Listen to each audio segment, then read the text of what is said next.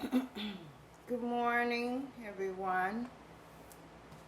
Today is Tuesday, May the 31st, and it is 9:43 in the morning. I hope everyone had a wonderful Memorial holiday. I'm going to start off with the sound saying coming from Revelations 21:4. And God shall wipe away all tears from their eyes, and there shall be no more death. And God shall wipe away all tears from their eyes, and there shall be no more death. The back is coming from Lamentations 3:23, and it says, Great is thy faithfulness. Yes, the Lord's faithfulness towards his children is much greater than the faithfulness his children has towards him. It is much greater. It never changes at all. His love, his compassion never changes at all. And this is why I always tell you that God will always be your greatest lover. He will love you more than your parents, more than you love yourself, more than your spouses or your children. He is the greatest love of all. That includes his son, Jesus Christ. So this is a fact here. Great is thy faithfulness, as well as thy love and compassion. Okay? As always, we will go over some of my notes. These are quite old.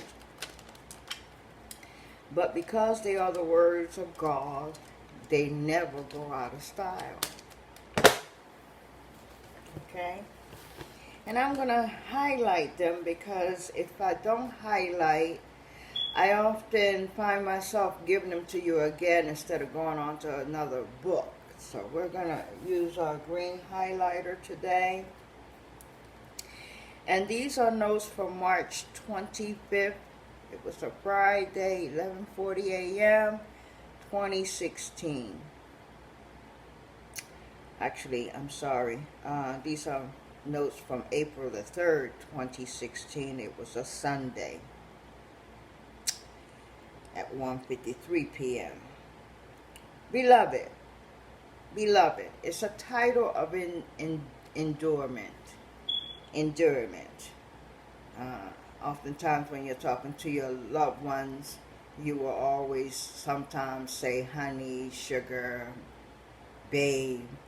Sometimes you use the word beloved.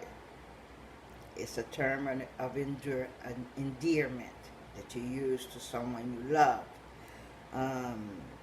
You can use it to a stranger, okay, because we are supposed to love one another, and that includes loving strangers. And it's okay to call them beloved, okay? Apply naturally to a wife. So naturally, a husband will use that term more often than anybody else when he speaks to his wife. Okay? We're going to talk about a topic that a lot of people have strong convictions about. And I'm going to read it to you first, and then I'm going to try to explain it to you. But it is in the Bible, and whatever is in the Bible is the truth. Okay? Deuteronomy 21:15. By the way, we're also reading from Deuteronomy 13. Deuteronomy 21:15. If a man have two wives, one beloved, so he loves one and the other one he hates. Pay attention. This applies to not just a man that has more than one wife, but this also applies to a man who may have children by a woman who is not his wife, and children by his wife. Okay? There's a difference between both children when it comes to inheritance. We talked about this before. Okay? Everybody has this new world idea about their children. Okay? when you marry your spouse, your children never take the place of your spouse in your life. Your children never come before your spouse in your life, period. This is this new world order. Okay? Your wife or your husband is always first. Let me repeat that. Your wife or your husband is always first in your life. Don't forget that. Deuteronomy 21:15 continuing, beloved, and has another hated, and they have borne him children. Okay, so his beloved had a child for him, and the one that he hated also had a child for him. All right, we must always be fair in all that we do. Loved and another hated, and they have borne him children, both the beloved and the hated. If the firstborn son be of hers that is hated, so the one wife that was hated gave the firstborn son. Deuteronomy 21:16. Then it should be, when he maketh his son to inherit that which he has, that he may not make the son of the beloved firstborn before the son of the hated, which is indeed the firstborn. Okay, we're talking about two wives here. Both women are his wives. We're not talking about a wife and a baby mama. We're not talking about a wife and a concubine, which is equivalent to a baby mama. Okay. The children that are born to the wife receive a greater inheritance than the children born to all the baby mamas, however many the man may have. The children born to the wife has a greater inheritance than the children born to the concubines. This is the truth.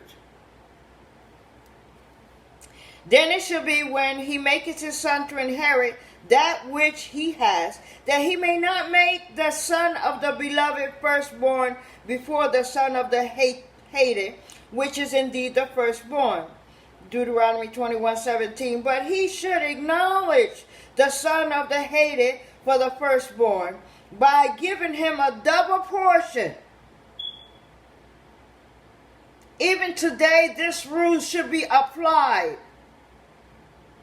The children of your wife gets a double portion than the children of your baby mamas, or the children of your one night stand. You are responsible for all these children, whether they are from your wife, from your baby mama, or from your one night stand.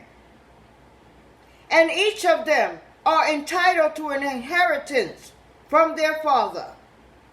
But the children of his wife will always receive a double portion than the children of the one night stand or the baby mama.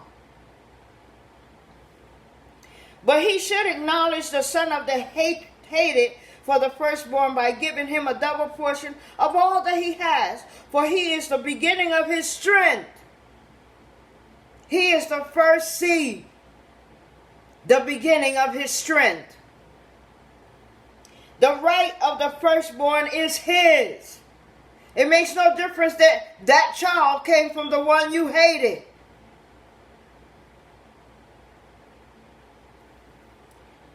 (21:18) If a man have a stubborn and rebellious son, which will not obey the voice of his father or the voice of his mother, and that when they have chastised him will not hearken unto them. Let me highlight this before we get a little further. Deuteronomy 21:19. Then shall his father and his mother lay hold on him and bring him out into the elders of his city and unto the gates of his place. 21:20. And they shall say unto the elders of his city, This our son is stubborn and rebellious. He will not obey our voices. He is a gullet and a drunken. 21:21. And all the men of his city shall stone him in stones that he dies. So shalt thou put evil away from among you, and all Israel shall hear and fear. Okay? Why is this? Because when you allow evil to fester, it does not go away. It just gets larger and bigger and more horrific.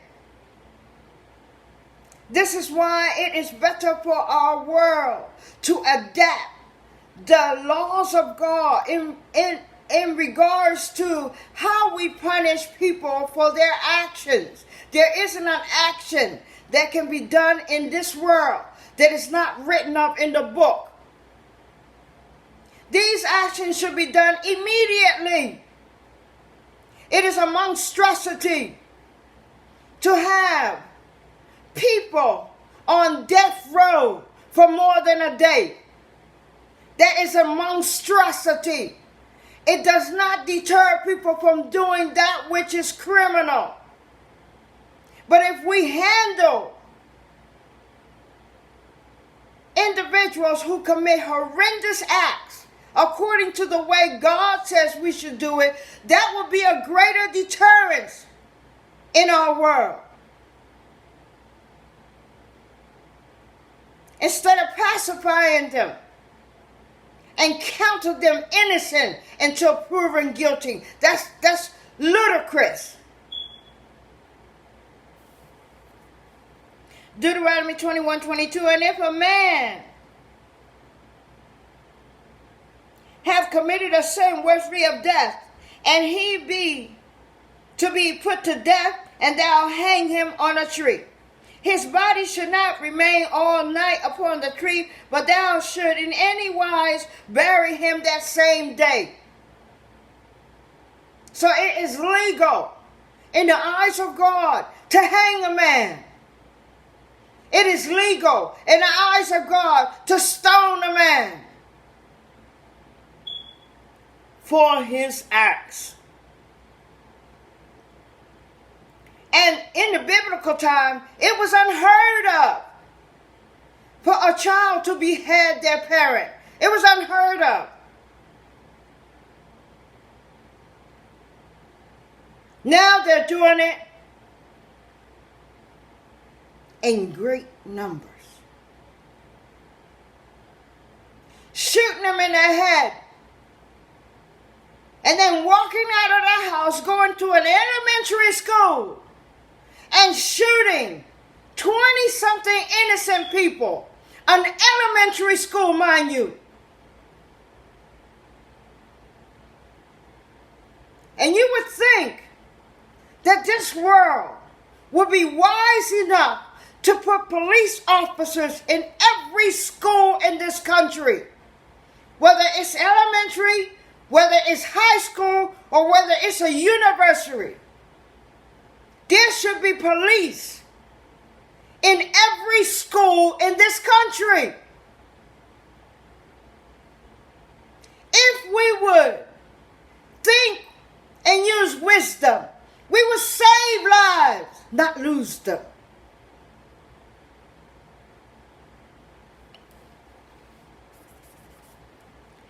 Deuteronomy 21:23, his body should not remain all night upon a tree, but thou should in any wise bury him that same day. For he that is hung is accursed of God. That's why that thy land be not defiled, which the Lord thy God giveth thee for an inheritance. This land called earth is our inheritance.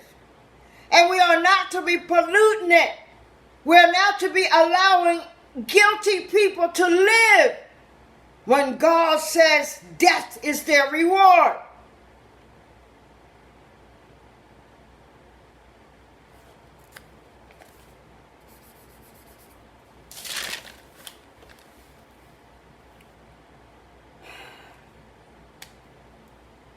Again, the word beloved, a title of endearment used towards a husband or a wife.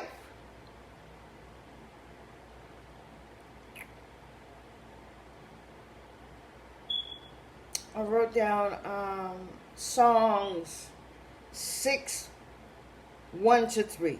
Whether it thy beloved gone or thy fairest among women, whether is thy beloved turned aside that we may seek him with thee. Song 6:2. My beloved is gone down into his garden, to the bed of spices, to feed in the garden and to gather lilies. In this here verse, she is calling her husband her beloved. This is what I was saying to you. That term of adornment is generally used mostly among husband and wives. Okay? I am my beloved, and my beloved is mine. He feedeth among the lilies. Okay? This is why I share that with you. This is a term of adornment that generally is used among husband and wives. Mercies, a blessing resulting from divine favor or compassion. Notes from Monday, April the 4th, 2016. Mercies, a blessing resulting from divine favor or compassion. Colossians 3:12, have heavenly thoughts and desires. Cast off the old sin nature and put on the new love nature. Follow the guidelines for Christian living. Okay. Now this is it's easy to say. I must say it is easy to say this, but it's hard to put it into practice. In the beginning, when you're changing your ways, putting that which is new on takes a lot of effort. It takes more effort to look upon someone who you loathe with kindness, to speak to them with kindness. Okay? But the more you do something, the better you become at it. So instead of avoid doing that which is right in the sight of God, we ought to begin taking baby steps towards that which is good in the sight of God. Okay, let me go to Hebrews. That was Matthew 29. Let me go to this verse really quick.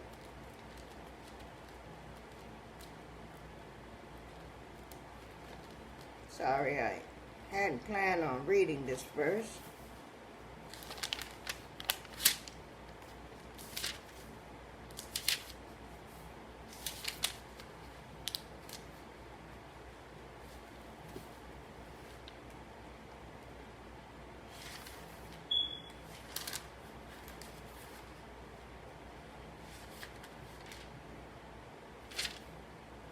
Matthew 29 was a Hebrew 29. Hold on. I'm sorry, I had intended on adding this to.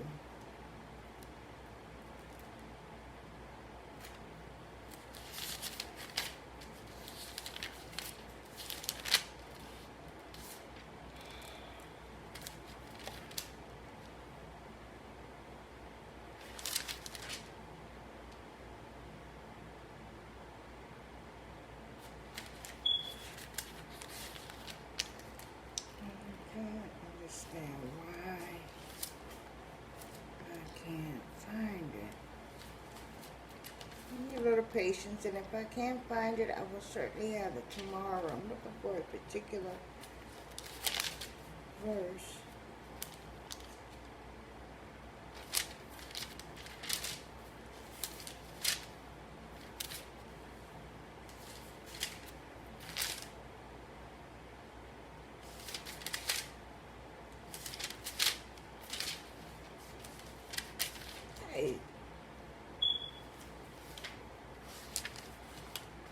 I'm going to have to come come back to this. I don't know which.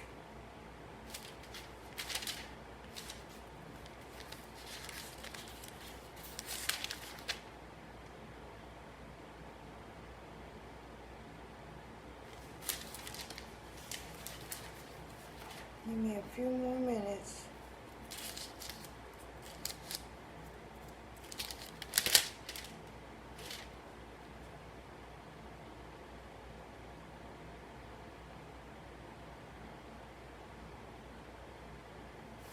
Okay, I didn't find what I was looking for, but this one here is just as good. I will share it with you. And the other one that I was looking for, I will have it for you tomorrow. I can't seem to find it. Warning against refusing God. Make every effort to live in peace with all men and to be holy. Without holiness, no one will see the Lord. See to it that no one misses the grace of God, and that no bitter root grows up to cause trouble and defile many.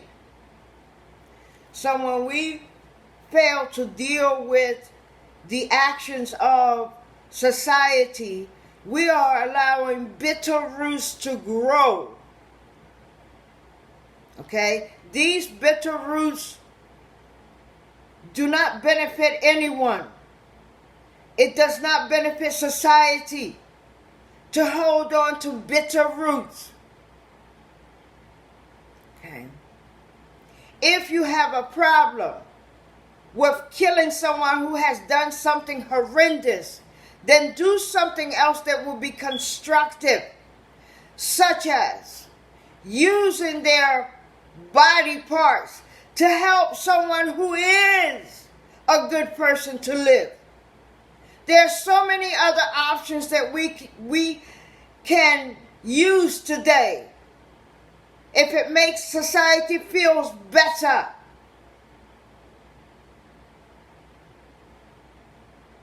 But we are not to be allowing criminals to be fed, to receive health care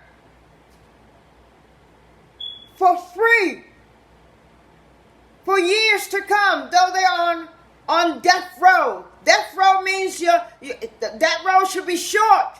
It should not be a long road. It's a punishment, not just to be on death row, but it's a punishment to have a person's life taken from them. That is the ultimate punishment. It is no punishment to keep someone in jail for years to come, because all you're doing is creating a whole new society that the good people of the land take care of. That money could be used for our schools, for our roads, for infrastructure, for our elders.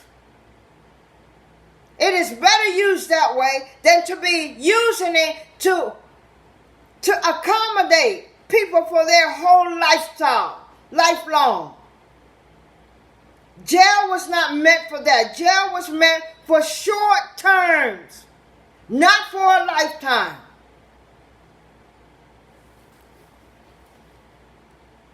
See to it that no one misses the grace of God, and that no bitter roots grow up to cause trouble and defile many. And this is what we do when we allow people who commit horrendous crimes to live beyond their victims. See that no one is sexually immoral or is godless like Esau, who for a single meal sold his inheritance to the oldest son. Afterwards, as you know, when he wanted to inherit this blessing, he was rejected. He could bring about no change of mind, though he sought the blessing with tears. Okay? Even the servants of the biblical time did not undo that which was not of God.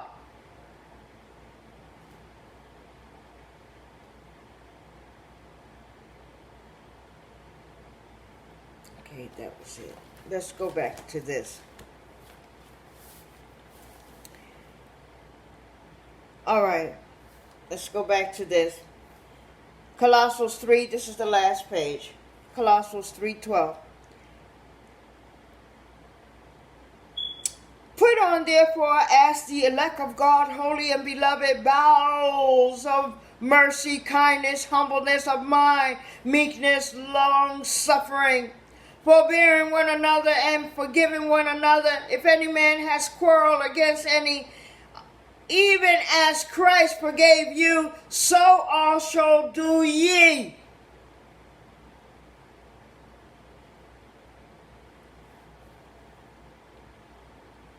And above all these things, put on charity, which is the bond of perfection. And let the peace of God rule in your hearts, and to which also ye are called in one body, and be thankful.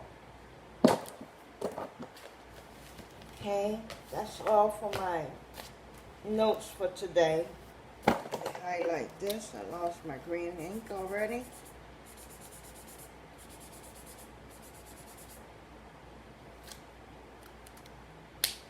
Close this page so we know where to start tomorrow. And let's go to our reading.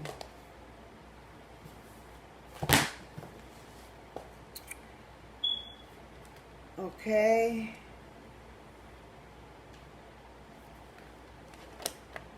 We are reading from Deuteronomy 13. We have another sound saying before that reading from Psalm 46:1. God is our refuge and strength, of very present help in trouble. Amen. Exodus 14:13 says, fear ye not, stand still and see the salvation of God. Okay, and he is still in control in our world. And if you do just that, stand still and watch God do what he does best. Okay, let's begin with Deuteronomy 13, worshiping other gods. If a prophet or one who foretells by dreams appears among you and announces to you a miraculous sign or wonder, and if the sign or wonder of which he has spoken takes place, and he says, let us follow other gods you have not known, and let us worship them, you must not listen to the words of that prophet or dreamer or politician or whoever else tries to entice thee to believe that there is more than one God.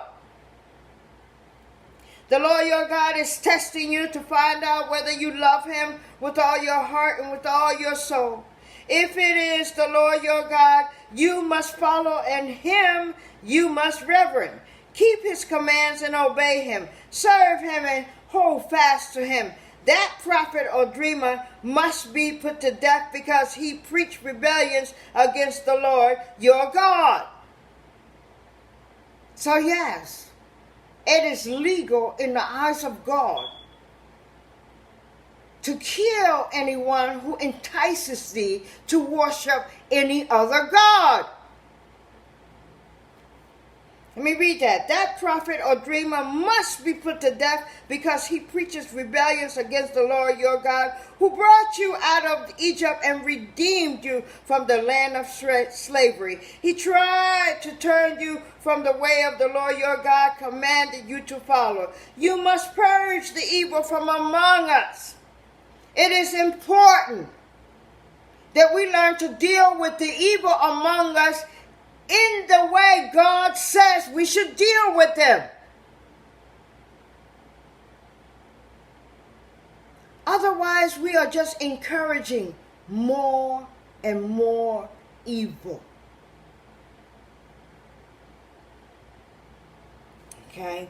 If your very own brother or your son or daughter or the wife you love or your closest friend secretly entices you, saying, let us go and worship other gods, gods that neither you nor your fathers have known, gods of the people around you, whether near or far, from one end of the earth to the other, do not yield to him or listen to him. Show him no pity. Do not spare him or shield him. You must certainly put him to death. Okay, and now we have a country that tells you that you can worship any God you want with. What happens when that happens? The evil in the land just grows. It will not go away. These shootings that are occurring in the schools of our children will not go away. They will continue.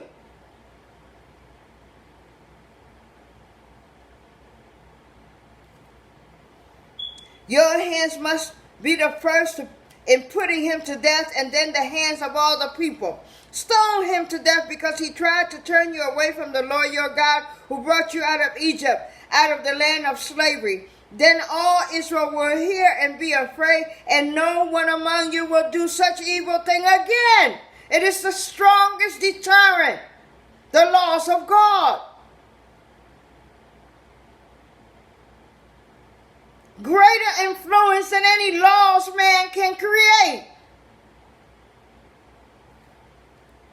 If you hear it said about one of the towns the Lord your God is giving you to live in, that wicked men have arisen among you and have led the people of their town astray, saying, let us go and worship other gods, gods you have not known, then you must inquire, probe, and investigate it thoroughly. And if it is true, and it has been proved that this detestable, it is considered detestable to worship any other God but the God of this earth. It is detestable in his sight. And yet you wonder why our world is crumbling right before our eyes.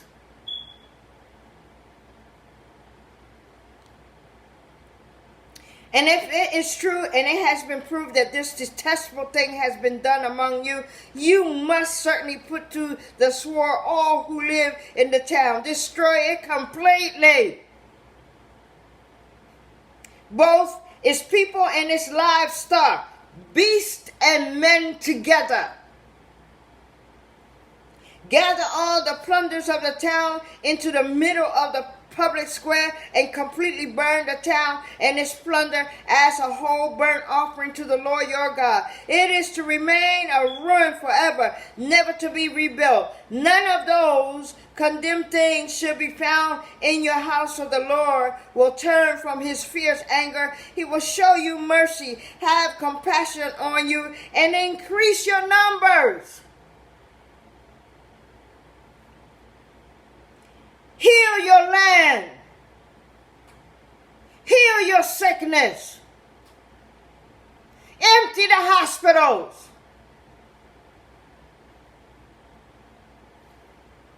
As he promised an oath to your forefather, because you obeyed the Lord your God, keeping all his command that I am giving you today and doing what is right in his sight. Period. So what's the word today? We are to focus more on what looks good, what sounds good, what is good, noble in the sight of God. Not in our own eyesight, not in the eyesight of the leaders, not in the eyesight of your pastor, in the sight of God himself. Once we begin to take these steps towards God, and start implementing God's punishment for the deeds done by man, we will see a change that will blow our minds. Period. Otherwise, we will continue to see more of the mayhem that is occurring in our world.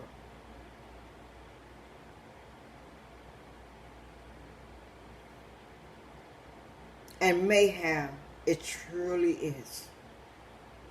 Anytime someone gets a powerful gun, goes to any school, business, heavily populated area, and destroy innocent people, that person should not at all receive any kind of counseling. He should be stoned or hung immediately. We don't need to know why he did it. What we need to do is do what God says according to his deeds. And that's a period behind that. All right?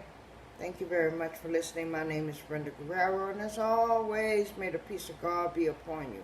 May the protection of God surround you and all those you love. And may the will of God for his earth be manifested. I love you. Have a beautiful day. But remember, God loves you more than you love yourself.